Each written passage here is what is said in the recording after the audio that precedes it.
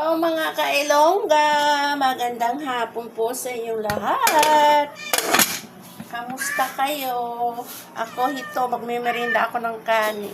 Kakain po ako ng kanin mga kailongga. Initin ko po yung aking ulam. Ayan oh. Ayan yung rib namin. Yung laman. Wala ganong laman yan mga kailongga. Ang laman yan tubig. Gaano ako mga kailongga, initin ko tong paksiw ko. Ito mga kailongga oh. Mga kailongga, pasensya na po kayo. Ay, yung mga video ko, diretso lang. Wala siyang edit kasi hindi pa ako marunong mag-edit. Tapos ano lang siya, 3 minutes. Hindi po ako marunong mag-edit. Initin ko tong paksiw mga kailongga, ilang araw na to, 2. Pangatlong araw na to. Pero ang sarap pag laging init ang paksiw. Hindi naman siya mapapanis mga kailongga kasi iinitin ko sa kalan namin. Ayan, iinit ko ako. Ayan. Initin ko. Magmemerenda ako ng kanin kasi kaninang tanghali. Konti lang kinain ko.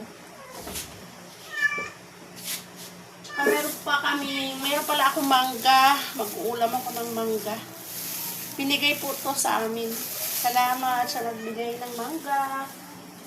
Saka mayroon po akong napakasarap na ulam, mga kailongga. Ayan o, bagoong hipon. Paborito ko to, mga kailongga. Isalin ko siya sa Tupperware. Para hindi siya salin natin. Para hindi siya mahirapan tayo kumuha sa plastic.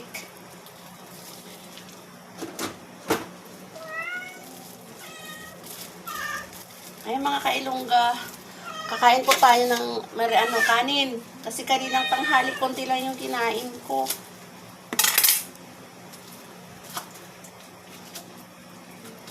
Ay, sinalin na natin yung yung ating bagoong. Alamang, ang yummy. Binigay din to mga kailongga. Salamat sa nagbigay nito. Kasama yung itong mangga. Binigay lang din to. Ang sarap ng ng bagoong nila.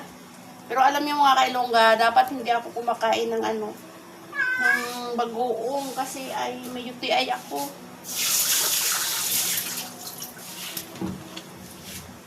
Saglit lang mga kailongga ha.